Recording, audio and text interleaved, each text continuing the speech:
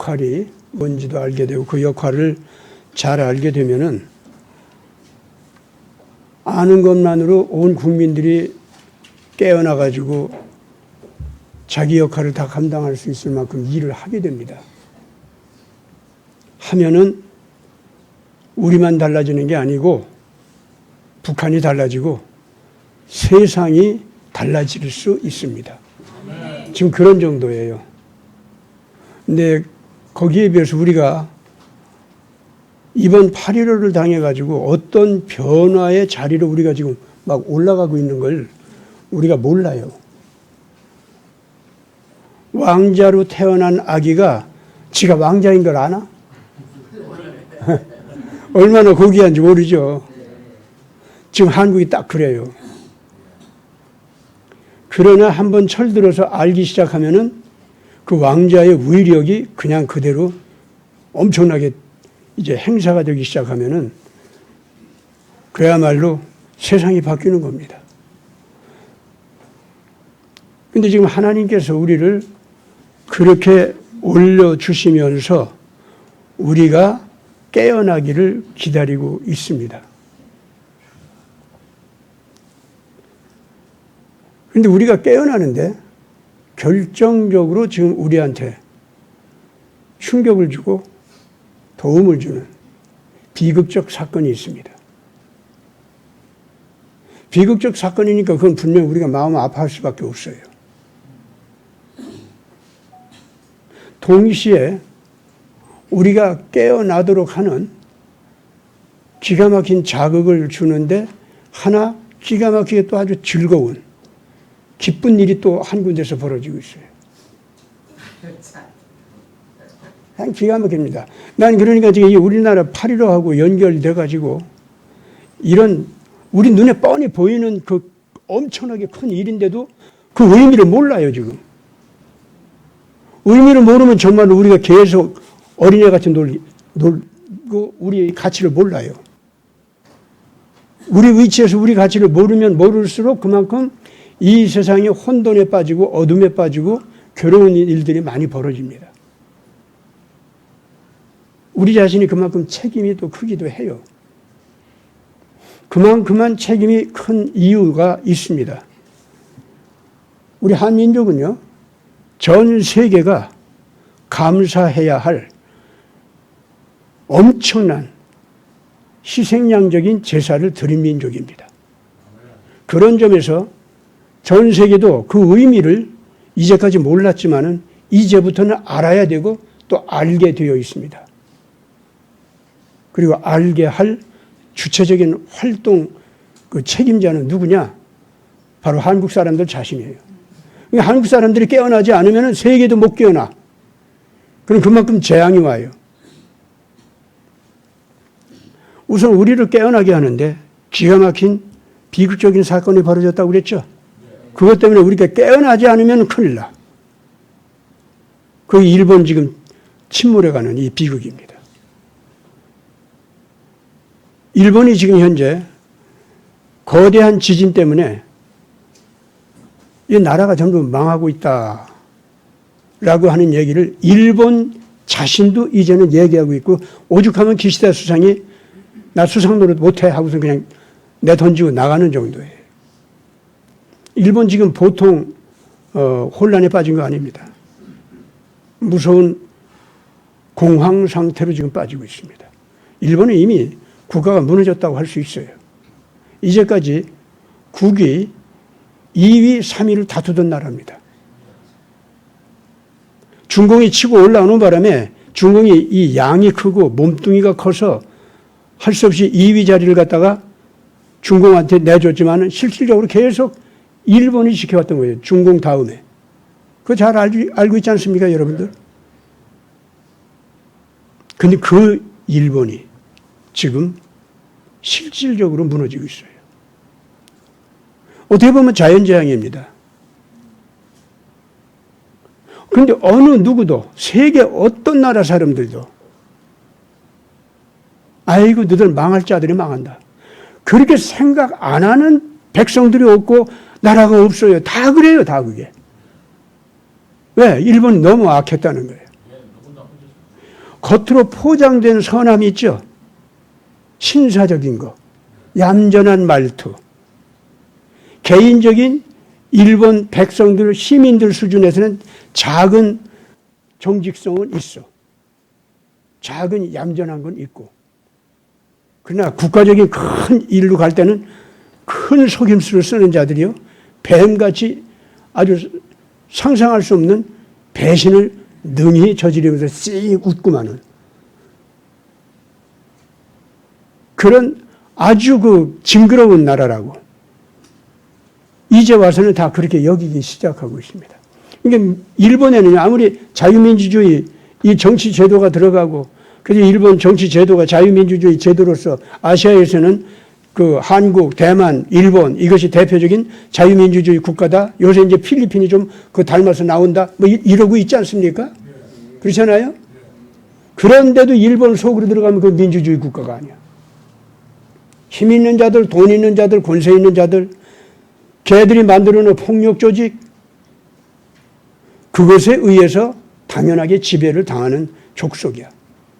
그래가지고 개인적인 모든 심리 상태 자체가요, 거기에 맞춰져 있어요.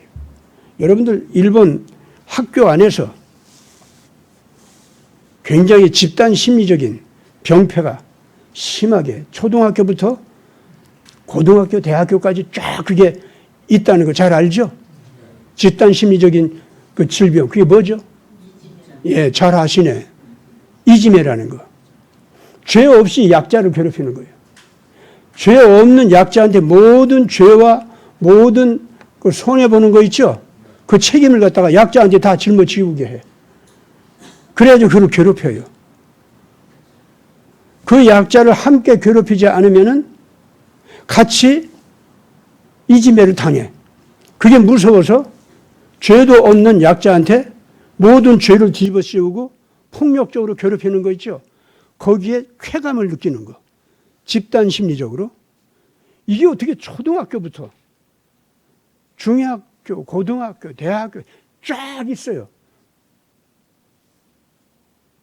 그래서 일본 사람들 자신은요, 강자 앞에 절하는 거, 칼부림 앞에 절하는 거, 칼을 가지고 조직을 만든 자들 앞에서 꼼짝 묶여가지고, 꼼짝없이 묶여가지고 질질 끌려가는 거.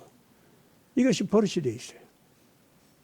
그러다 보니까 회사, 거대한 회사가 세계적으로 유명한, 앞서가는 그런 회사가 있다 하더라도 그 회사들은 다 어떻게 되는 거예요? 지금 제가 얘기한 대로 약육강식, 강자 독식,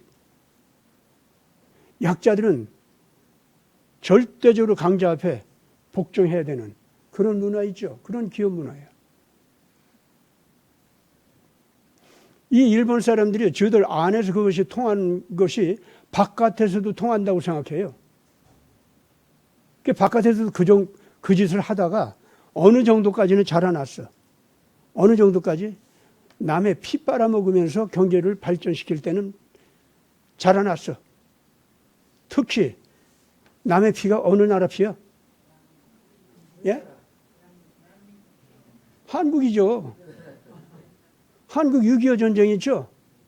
그 피를 흘리는 거, 그 피를 빨아먹고 자라나는 동안은 일본식의 그런 식의 기업 문화 있죠? 이게 얼마든지 잘할 수가 있었다고. 그래서 전 세계적으로 2위 국가까지 올라갔어. 그런데 중국식으로 치고 올라오는 경쟁자가 생기니까 그 경쟁 앞에서는 이기적인 힘을 가지고 힘자랑으로 경쟁하고 싸우는 자하고의 싸움이 된 거예요. 거기에서는 일본이 밀리기 시작해요. 그 싸움에서. 그 다음 한국이 치고 올라왔어. 근데 한국은 중국식의 힘이 아니야. 완전히 이거는 정말로 인성 내부에서 사람이 선하게 살고 싶어하는 강렬한 열정이 있죠. 남을 괴롭히지 않고 자기 선한 힘을 뽑아 올려가지고 아무리 가난한 상태라고 할지라도 물자가 없어도 살기 위해서 선하게 몸부림치는 거 있죠. 그걸로 애를 써서 일어나기 시작하니까 첫째, 굶주리는 문제를 자율적으로 해결할 수 있더라 이거예요. 그게 새마을 운동이죠. 그렇죠? 예. 새마을 운동이 땅 터지니까 그 다음에 즉시 산업화 쪽 있죠. 이것도 인간 내면 속에 있는 힘을 갖다가 자꾸 키워 올려가지고 그래가지고 결국 중공이 몸뚱이가 커지면 그 중공 몸뚱이 커지는 걸 이용해서 타고 올라가고 일본이 장사를 해먹기 위해서 한국을 갖다가 이용하려고 하면 그걸 통해서 또 한국이 또 자라나고 미국은 미국대로 한국 봐라. 아이고 이 한국은 우리가 전 세계에다가 내놓고 모범생으로 미국식 민주주의, 미국식 자본주의, 그거 모범생으로다가 내놓으면은 되겠네. 미국이 전 세계를 약소 국가들을 안심하고 따라올 수 있도록 끌어당기려면은 한국을 앞서면 되겠네. 이 한국 좀 잘 키우자. 이래서 미국은 미국대로 한국한테 기회를 주고 그 중국도 그 일본도 그 미국도 사실은 그 속에는요 선한 한국의 힘을 키워주는 것은 있기는 있었지만은 동시에 일본은 일본대로 우리 피 빨아먹고 중공은 중공대로 우리한테 많은 걸 팔아주면서 많이 수입하면서 뭘 나누는 척하면서 사실은 한국 기술 다 빼내가지고 저희들 걸 만들려고 또 우리를 괴롭히고 미국은 미국대로 자유민주주의 모범국가로서 우리를 갖다가 6.25 전쟁 때 그것도 도와주고 뭐 해방될 때도 도와주고 막 일방적으로 도와주는 것 같았어. 그러나 사실은 거기는 딥스테이트가 있어가지고 순수하게 미국의 선한 힘만 우리한테 온 게 아니라 한국을 자기네들 대리전 국가로다가 이용해 먹으려고 하고 한국을 갖다가 적당하게 이용해가지고 자기네들 이름만 팔고 그 다음에 한국은 경제적인 종이 될 수 있도록 그렇게 해먹으려고 하는 미국의 딥스테이트의 악 있지 않습니까? 이게 또 있었던 거예요. 미국도 그게 선하게만 우리에게 온 게 아니야. 그래가지고 여러 가지 고통을 당하는데 그런 상태 속에서도 한국은 자기 내부의 부패도 있었죠. 그렇죠? 군부에서 새롭게 한국을 갖다가 산업화시키기 위해서 애를 쓰면서 달려나가기 시작했는데 그쪽에서도 부패 독재가 또 있는 거야. 이런 수많은 여러 가지 문제가 있지만은 이런 걸 갖다가 한국이 어떻게 해서 소화 흡수를 잘 해가지고 민주화도 달성하고 산업화도 달성하고 그 우리 앞에 있는 선배 지도자들 훌륭하지만은 또 흠도 있어. 뭐 이승만 대통령도 뭐 흠 없는 거 아니야. 박정희 대통령 잘 끌어줬지만은 동시에 흠이 많아. 그렇지만은 더군다나 그 뒤에 좌파 시대로 이제 들어왔는데 그 좌파에 의해서 마치 이 내부에서 피를 빨아먹는 독사가 있는 것 같이 정말로 우리나라가 우리의 선한 힘 키워왔는데 그걸 또 파괴시키는 이런 상황까지 갔어요. 그런데도 꾸준히 거기서 버티고 결과적으로는 박근혜 대통령 같은 희생양 대통령까지 출연시키면서 대한민국 국민들이요 그 선악의 희망을 달성하고 전 세계 가슴을 울리면서 한국이 우리의 희망의 표적이다. 한국식으로 우리를 키워주면은 우리가 얼마든지 발전할 수 있다. 그냥 형편없는 후진국도 중진국도 다 한국을 그렇게 바라봤어요. 그 사람들도 한국의 내면을 안 보는 거 아니에요. 박정희 딱 볼 때 독재 있고 너무 우파 부패가 있구나. 인권 문제도 있구나. 그거 다 알아요.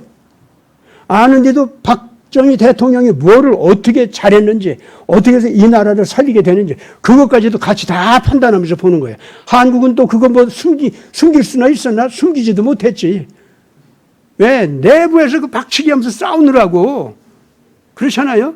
다 온 세상이 다 알았죠, 뭐. 예. 그래가지고, 한국은 지금 다 까발려져 있어요. 우리는 거짓말도 못해, 그래서. 우리 잘난 거, 못난 거, 다 지금 들통났어요, 지금 현재. 그런데 좋아한다니까. 그걸 알아야 돼요. 근데 일본을 오늘 지금 저렇게 엄청난 일이 벌어졌는데, 왜? 전 세계가.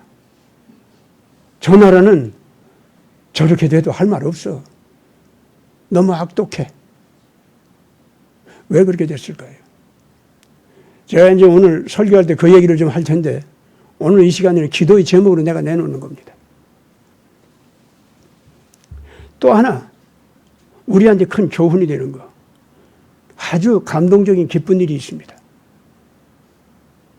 지금 전 세계 어쨌든 한국의 단점, 장점 다 바라보면서도 한국을 좋다고 지금 박수치고 우리도 같이 갈 테야 그런다고 했죠. 거기에서 아주 대표적인 나라가 있어요. 그게 인도입니다, 지금. 중공보다도 이제 인구가 더 많아. 그리고 엘리트 지적인 기술 그룹 있죠? 그 인구가 중공보다도 더 많아졌어요. 그래서 그런 면에서 연구 내지는 산업기술을 개발하는 거, 그런 점에서는 이 미국, 한국, 이스라엘, 영국, 거기와 같이 그 지적인 경쟁에서, 개발 면에서 같이 지금 경쟁하고 있어요. 인도가 지금 거기까지 갔어. 그걸 산업화시키고 밑바닥 백성들이 따라올 수 있게만 하면 인도는 당장 세계 2위 국가가 되면서 미국을 따라잡을 수가 있어요. 인도가 그런 정도예요, 지금. 그런데 그 인도가 어떻게 하고 있는지 알아요? 자기네들 400년 동안 눌려 있었던 영국 있죠? 예. 네.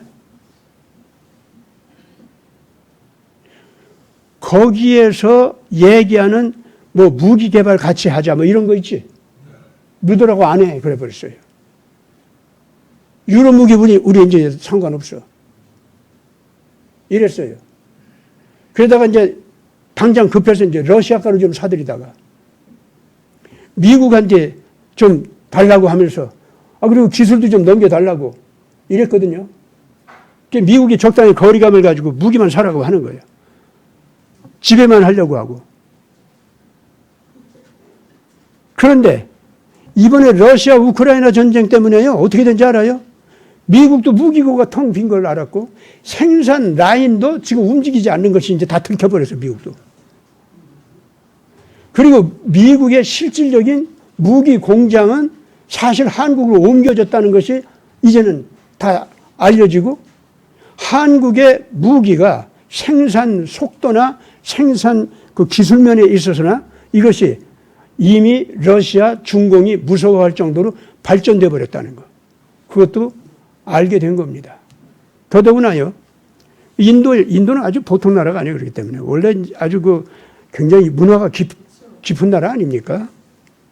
그래가지고 인도는 지금 어디까지 갔냐면은 미국의 딥스테이트 세력이 영국을 지배하고 있었고 영국의 식민 제국주의에 악한 거 있죠?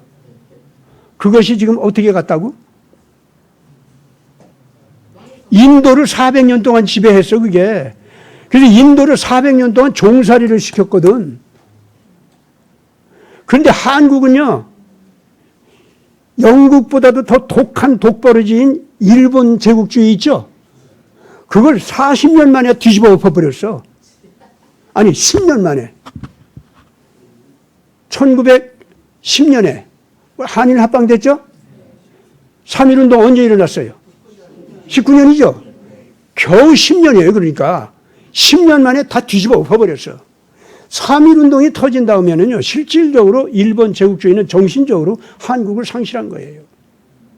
그리고 3.1운동 때문에 급하게 만주사변을 일으켰고 중국과 전쟁을 일으켰고 중국과 전쟁을 일으키니까 그때부터 동남아시아 전부 정복하는 욕심을 부리게 됐고 그래서 미국과 싸우게 되는 거예요. 한마디로 3.1운동에 쫓겨가지고 3.1운동에서 3.1운동을 학살하면서 중국으로 급하게 들어가서 그 다음에 동남아시아로 가니까 그 에너지, 그 무기 다 대려고 하면은 이제는 석유가 오지 않으면 안 돼. 미국 보고 빌었어요. 우리 석유 좀 돼. 그때는 석유를 미국이 대줬어요. 중동이 아닙니다. 대달라고 하니까 아니 일본이 지금 독일과 연맹을 맺고서 미국과 지금 대적 관계인데 왜 미국이 대주겠어요 석유를. 그래서 진주만 공격이 미국 본토를 공격하자는 거 아니에요. 그냥 미국한테 겁만 주자는 거였어. 그래서 하와이를 공격한 거예요. 그래가지고 석유 내놔 그런 거예요. 우리 너희들 본토는 공격 안 해. 이랬거든. 그랬더니 루즈벨트가 좋아. 일본과도 싸우자. 이러고서 나선 거예요. 그래서 일본이 망하게 되는 거거든요.